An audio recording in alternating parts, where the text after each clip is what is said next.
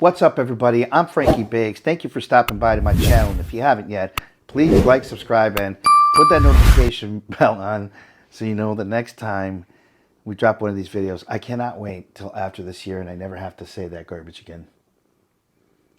This year? This year? Yeah. So meaning in our 1 year anniversary, I'm going to stop saying that intro. I'm going to come up with something different. Or I'm just going to start talking. It's coming soon. Yeah, it's coming soon, coming soon. All right, today we are looking at K-pop industry in 20 minutes.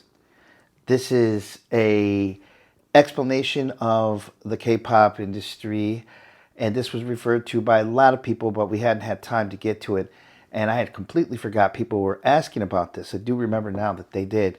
And I said to my wife, I said, you know, I've been thinking about doing a documentary on the K-pop industry from the beginnings, from its infancy to now.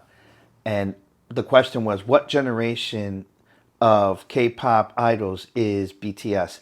And that's when she said, dude, you know, blah, blah. She basically just...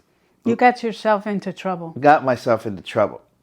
So sorry. All right. So today we're going to look at the K-pop industry in 20 minutes, but I'm still going to do my own thing. Let's see. Maybe not. Maybe this is pretty thorough. Because I wasn't thinking my documentary was going to be any longer than that anyway. So let's get to it. Put the captions. I don't know if this has... And put the captions on too. Korean. All right, here we go. 1, 2, 3. There's one thing this video needs. K-pop!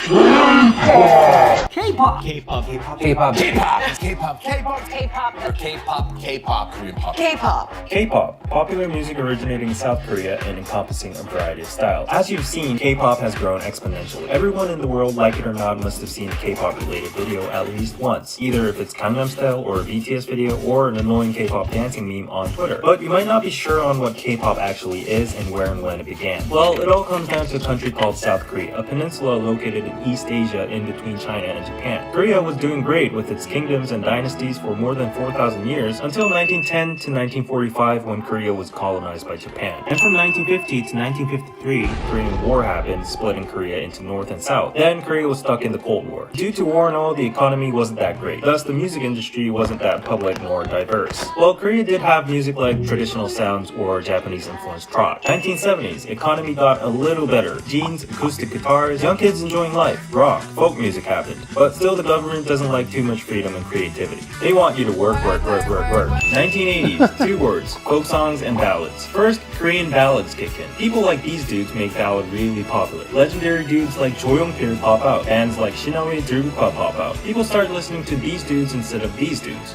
Until the 90s, Korea gets rich. No one's unemployed. People call it the miracle of Han River. Successful Olympics, CD distribution. Kids get to wear Nike shoes, buy music, go to concerts, clubs happen, dancing becomes a thing. Finally, the good old 90s arrive. Ding ding, hi, I'm K-pop. All these new genres start to bloom. Hip-hop, dance, R&B, soul, gospel, and of course the popularity of ballads and folk songs continue. Now, all these artists start writing their own songs. A lot of singer-songwriters appear like Shin Sung-won, Lee Seung-wan, Yoon Jong-shin, Jeolame, Toy, and more. Boom, March 1992, this dude named SeoTaiji appears out of nowhere. Well, actually, he was in the aforementioned rock band Shinaway as a bassist, though in the meantime he was doing his own thing and explores the world of media music, aka electronic digital. He's also a born rebel. He looks different. His crew dances like crazy. His band SeoTaiji and Kids released an album called SeoTaiji with a title song called I Know. They just sweep all the existing awards out there. Similar groups like Deuce might be competitors, but SeoTaiji and Kids and their songs and performances changed everything. Critics claim 1992 is the most important year in Korean pop music history. He destroys genres like trot, ballad, and folk music. They released 4 albums afterwards until 1996. He mixes up hip-hop and traditional music in Hayoga. He also likes techno and even uses heavy metal rock in Classroom Idea, criticizing the Korean education system.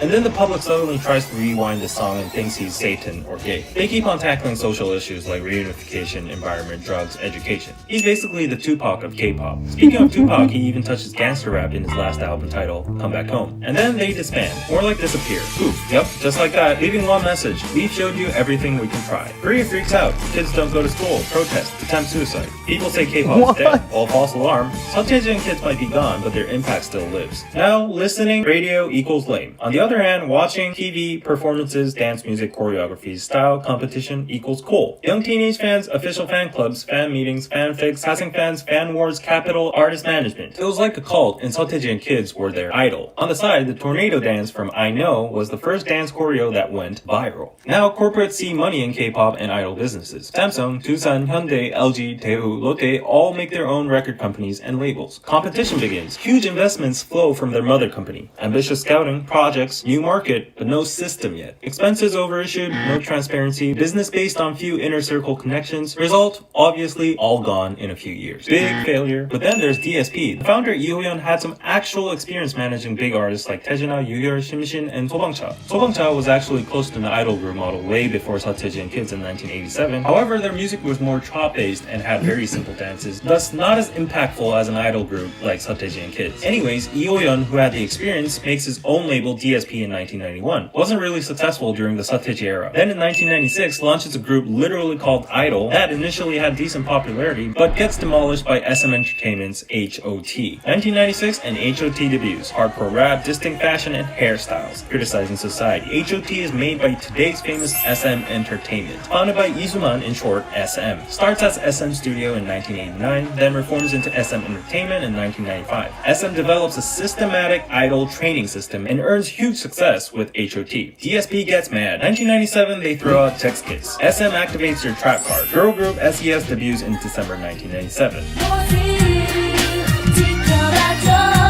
And then DSP says, well actually no, IMF says, everyone hold your fire. Korea will be entering the economic crisis. People lose jobs, businesses go bankrupt, half of the entertainment labels shut down, TV music programs get cancelled. People are struggling. They're jumping off bridges, so they aren't really cool or interested about idols. Well, 1998 comes, SM be like, the show must go on. Pops out Shinhwa. DSP says, hold my beer. We present you Finkel. At this point, SM and DSP is the Marvel and DC comics of this era. HOT versus Text Kiss, SES versus Finkel, Shinhwa versus GOD. Well, GOD was actually produced by a third company called JYP and wasn't actually the typical dance idol group, but I'll get to that later. Each company and group shares the trophies and awards around music shows turn after turn, and of course on the way there were other groups like Baby Vox, Chakra, Cleo, and talented solo artists like Yoo Seung-jun, Park Ji-yoon, Lee Jung-yeon as well. Looking back, we now call this era the first generation of K-pop. Meanwhile, you might be wondering whatever happened to SeoTaiji and the boys after they disbanded. I don't know about SeoTaiji himself, but one dude for sure was planning something. Yang Hyun-suk, who was the rapper and dancer of SeoTaiji and boys, was trying out his talent as a producer, but was kind of unlucky in the meantime. But anyways, opened up his own company, Hyun Label, in 1996, but kind of flopped with a group called Keepsakes. Then renames his company to MF Label and launches the hip-hop duo Jinushan. Jinushan surprisingly did pretty well, even though hip-hop was pretty new. Yang Hyun-suk was well known to have an influence and background in hip-hop dance and music. He was spotted in Itaewon and dancing all the time before his debut dates. So this background and success with Jinushan led him to reform his company into YG Entertainment and launched another hip-hop group called One Time.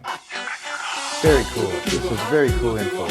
First generation of K-pop was sparked by SeoTaiji and boys. Everything got systematic, like the trainee systems and all. Groups with crazy hair, crazy fashion, and dance music. K-pop's still kind of strange, new, but popular to the public. Kind of trying to imitate American pop. While corporate-backed labels died with the IMF crisis, labels with professional music background become big, like DSP, SM, and YG. It was the opening, a door to a new era, to the 21st century. Second generation begins. Wait says 1.5 gen. On the conversion to second gen, there is a transition stage. Surprisingly, a lot of solo artists who sing ballads, R&B, and groups that do ballads or rock become super popular. Song Si-kyung, P-Song, Vibe, MC The Max, Buzz, The Cross, EOS, SG Wannabe. Then where'd K-pop go? Well, many talented solos were there to bridge the transition. The famous Boa, known as Asia's Star, arguably the most successful solo female K-pop artist in history, from SM Entertainment. Got casted by Isuman himself and debuted at August 2000. Also debuted in Japan. Critics state Boa is one of the biggest contributors and pioneer in opening foreign markets for K-pop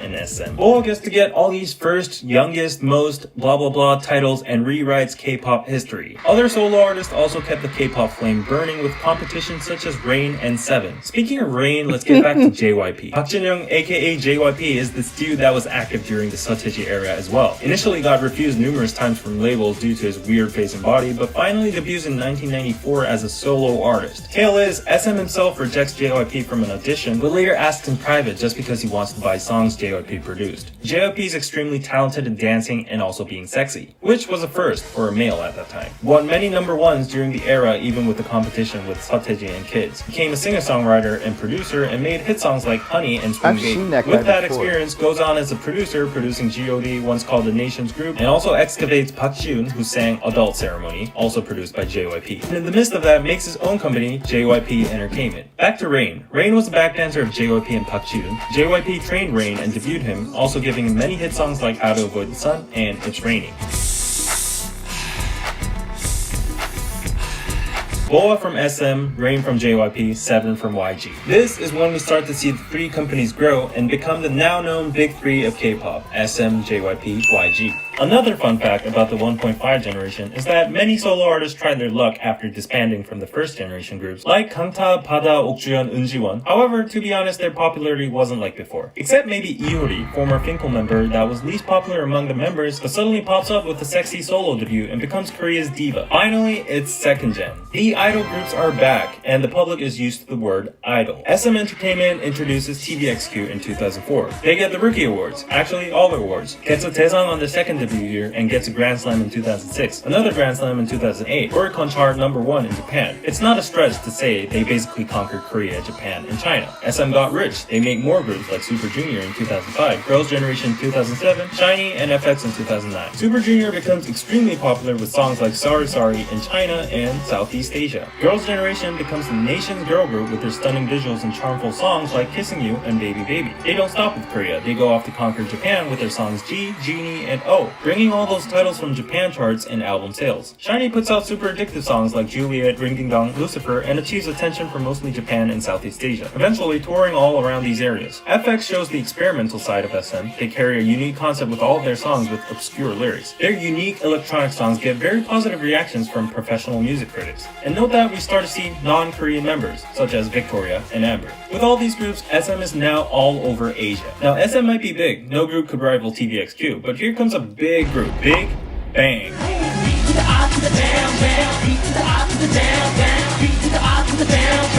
Big Bang from YG Entertainment is a little different. Debuted in 2006 as 5 members from a real survival program conducted by Yang In-suk himself, Big Bang places its roots into hip-hop. 2007, they released their EP Always with the song Lies. This song was so big that it made them escalate to the top immediately. Then major hit songs after hit songs like Last Farewell, Haru Haru, Red Sunset make them the unquestionable #1 group in Korea. They go on doing solo work, Japan activities, world tours, sweep awards, pointless to list achievement. They go on further with their career with mega hits like Blue, Fantastic Baby, Loser, Baby, Bang Bang Bang. Big Bang becomes the most popular, influential, listened to group. No male group can rival them in the second gen except maybe early TVXQ. The biggest point that differentiated them would be that the general public, including men, loved and sang most of their hit songs. Big Bang's leader G-Dragon produced most of these mega hit songs, not to mention his successful solo work, and lives as the biggest Korean fashion, music, and trend icon to this day. So who is Girls' Generation's rival then? In YG Entertainment, probably 21. 4-member group debuted in 2009 with a very different concept, strong female image. Releases mega hits like Fire, I Don't Care, Go Away, Lonely, I Am the Best. They were the best, ranked as one of the best K-pop groups of the past decade by Billboard, and a female group that finally offered an alternative concept from the traditional pretty cutesy girl group stereotype. Girls' Generation and 21 weren't rivals in style because they were so different. However, the two groups were huge and probably the most successful girl groups in second-gen K-pop history. Speaking of girl groups, we have to go back to JYP because JYP is known as the girl group Royal Company. Wonder Girls is among one, debuted in 2007, put out major hits like Tell Me, So Hot, Nobody, which were all viral hits within the nation and Asia due to their simple and catchy point dances. In 2008 Haiwon Seoul Music Awards, they received their first Daesang as a girl group, competing with Big Bang and TVXQ. Before Girls' Generation got extremely popular, they had the nation's girl group title in 2007 to 2008. Their style was distinct compared to Girls' Generation or 21 because it was mostly retro pop or electro funk.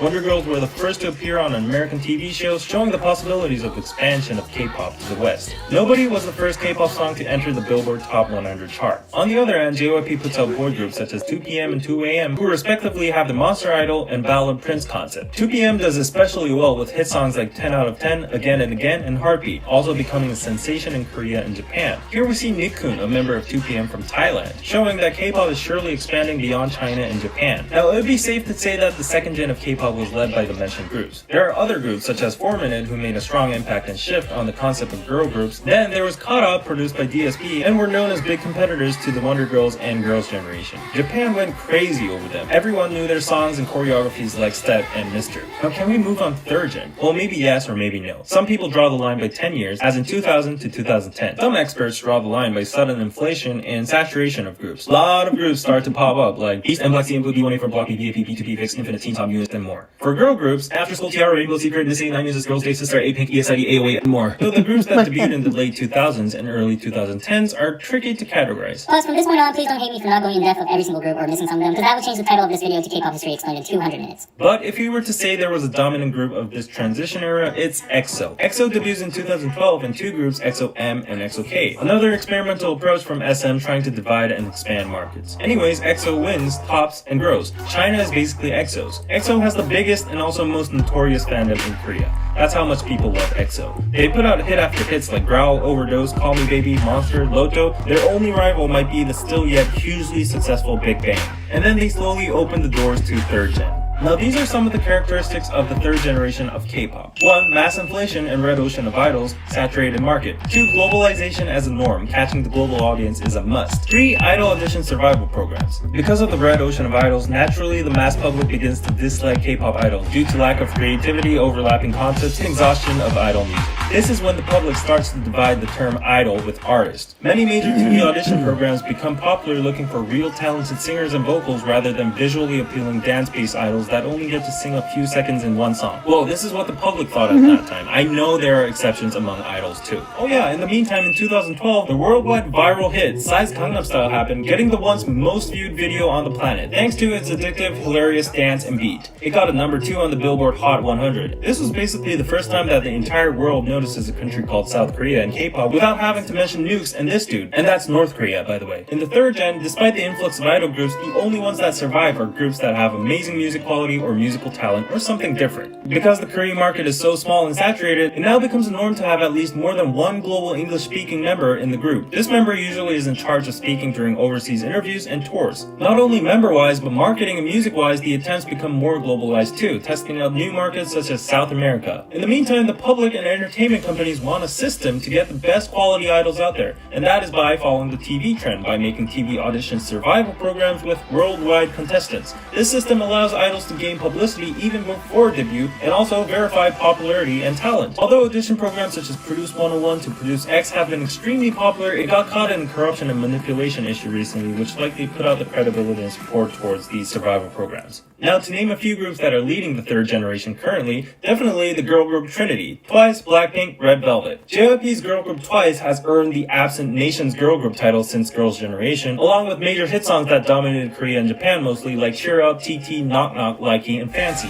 Interestingly, these girls were also a result of an audition program called 16. IG's girl group Blackpink has the record of most YouTube views, 56.7 million in 24 hours, with its Kill This Love music video topping Ariana Grande. Their music videos have this much views each, which saves my time on trying to explain and prove their popularity. Also, they're the highest charting female K-pop group on Billboard Hot 100 and 200, plus they had an epic stage at Coachella too. SM girl group Red Velvet might not be as big as the former two in size, but is always praised by the public and critics for their unique sound and high quality songs. Time magazine has highlighted their versatile musical style and named them as one of the best K-pop groups. Billboard agreed too in 2019. Fun fact, Red Velvet was the first K-pop group to perform in North Korea, and Kim Jong-un adjusted the schedule to go see them. Now let's not try to leave out many other talented, hard-working girl groups such as Mamamoo, Momoland, Luna, IZ*ONE, G-Idol, CLC, Dreamcatcher, G-Friend, Lovelyz, Oh My Girl, 우주소녀, 공원소녀, Everglow, Wiki Mickey, and more. As for boy groups, it's hard to pick a definitive popularity or impact, but just to name a few, 17, NCT, GOT7, Winner, iKON, Monsta X, AT, Stray Kids are definitely the biggest and most popular globally. Most of these groups actively go on world tours and appear on Western TV shows nowadays. And then there are groups such as BAB, Impact, Victon, Astro, Pentagon, SF9, The Boys, Ace, JDJ, Golden Child, Intuit, UMB, Very Very, One, class, and more. So many girl groups, boy groups, mixed groups, new global audience, thus various music styles as well. You name it, K-pop has it. Oh, you don't like groups, super produced modern electronic music? Maybe try IU out. She's Korea's nation's sister and also nation's singer. Been around since 2008 with numerous ballad and K-pop hit songs. Single-handedly has the popularity equivalent to K-pop's biggest idols. Then there's K-hip-hop R&B, a whole scene of its own. Maybe check out Zico, who has an overlap background with K-pop. Then there's rock. Maybe check out bands like Day6 and Flying the Rose and more.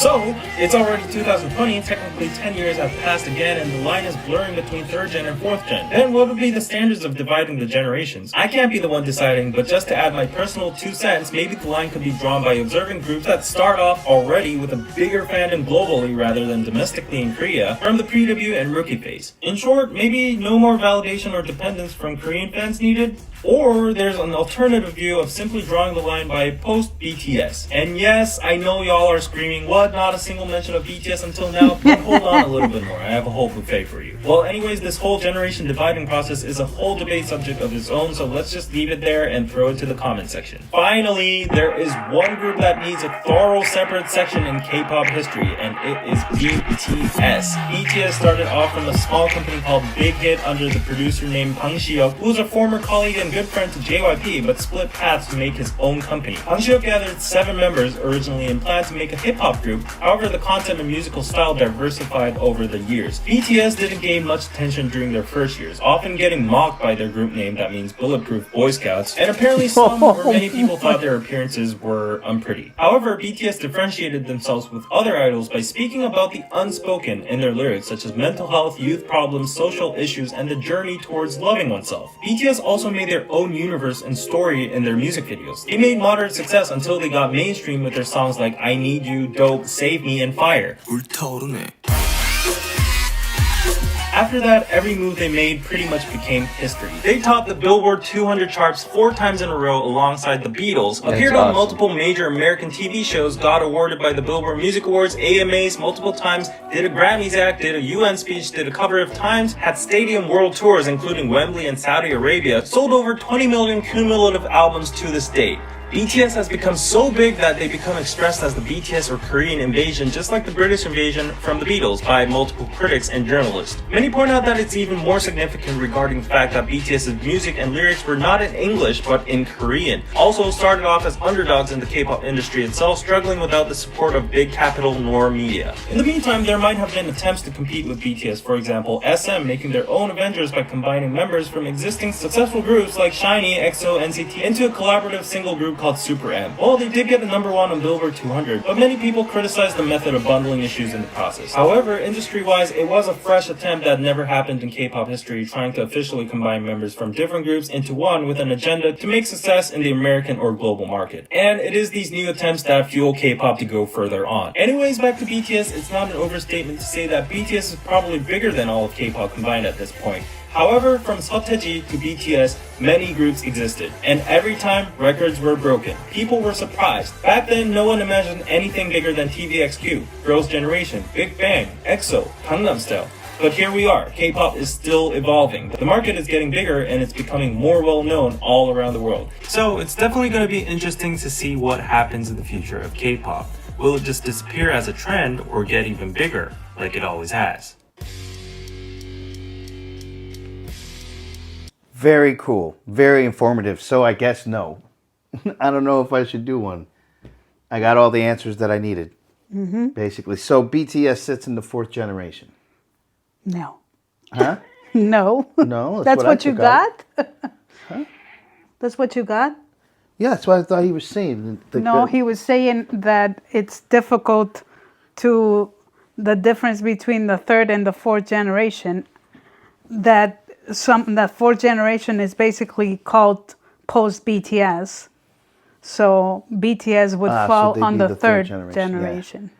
Well, I mean, geez, man, what do you say about that?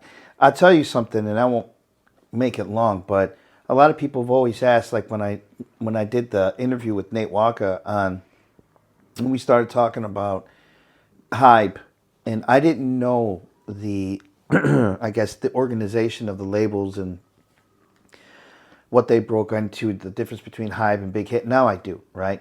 But that really wasn't. I mean, I got slammed for that, but also praising Hitman Bang is calling him the big man, and a lot of people had a problem with me calling him the big man, and I never understood why.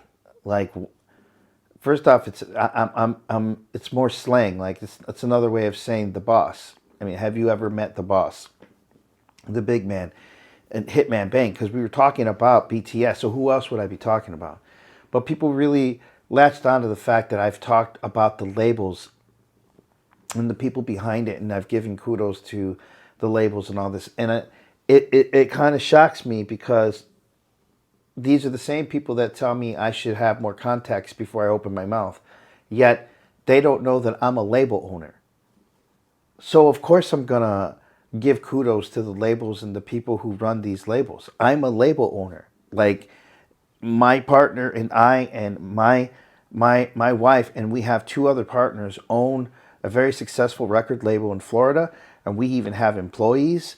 And so it's crazy. And we have a distro deal with Sony Music and The Orchard. So we are label people. My wife is an entertainment lawyer, and I'm a record producer as well as a label owner, and now a YouTuber. I'm a YouTuber now.